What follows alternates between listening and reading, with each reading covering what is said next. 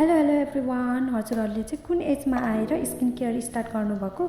मैले चाहिँ लगभग 22-23 एजमा बल्ल स्किन केयर स्टार्ट गरेको।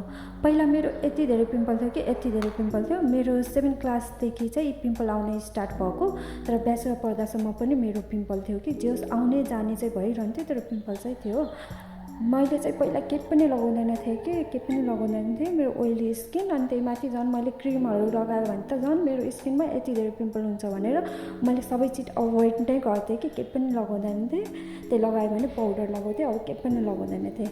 विन्टर सिजनमा पनि मैले केही पनि लगाउँदैन थिएँ कि पछि आएर चाहिँ मलाई के थाहा भयो भनेपछि ओइली स्किन भए पनि मोइस्चराइजर र सनस्क्रिन चाहिँ लगाउनै पर्छ, छुटाउनै हुँदैन भन्ने थाहा भयो। त्यसपछि चाहिँ मैले ऱ्यान्डम एउटा मोइस्चराइजर र सनस्क्रिन किनेँ, त्यो लगाउन थालेँ। पहिला मलाई यस्तो स्किन टाइपमा यस्तो प्रोडक्ट लगाउनुपर्छ, यस्तो लाउनुपर्छ भन्ने मलाई केही पनि थाहा थिएन। पछि थाहा हुँदै गयो अनि त्यही अनुसारले मैले प्रोडक्टहरू पनि चुज गर्दै गएँ। अनि अहिले चाहिँ स्किन अलि राम्रै भएको छ भनौँ।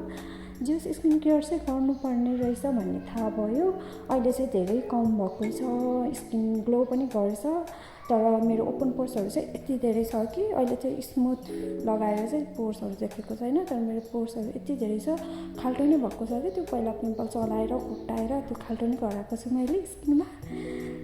स्किन केयर चाहिँ गर्नुपर्ने रहेछ गाइस। तर डेली स्किन केयर गऱ्यो भने चाहिँ अर्को दिन नगर्दाखेरि पनि मुख मात्र धुँदाखेरि पनि कस्तो ग्लो गरिरहेको हुन्छ कि स्किन। सो स्किन केयर चाहिँ गर्नुपर्ने रहेछ। तर अहिले पनि मैले त अल्छी गरिरहेको हुन्छु स्किन केयर गर्न।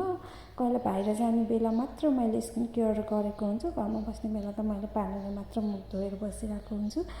But skin care is very important भन्ने चाहिँ मलाई थाहा भयो। अहिले चाहिँ मेरो स्किन यस्तो भएको छ। यति थियो गाइस, बाई।